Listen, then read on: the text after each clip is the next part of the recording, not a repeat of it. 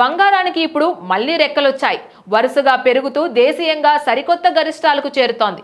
ఇది కొనుగోలుదారులకు భారీ షాక్ ని ఇస్తోంది. హైదరాబాద్ నగర మార్కెట్లో పసిడి ధరలు వరుసగా రెండో రోజు కూడా భారీగా పెరిగాయి. కిందటి రోజు 750 రూపాయలు పెరిగిన తులం బంగారం ధర ఇవాళ ఒక్క రోజులోనే ఏకంగా 800 రూపాయలు పెరిగింది.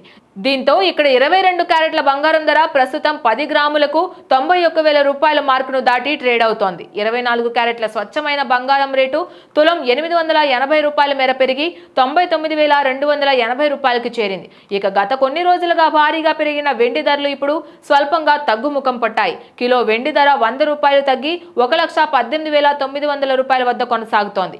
ఇది వెండి కొనుగోలుదారులకు కొంత ఊరట.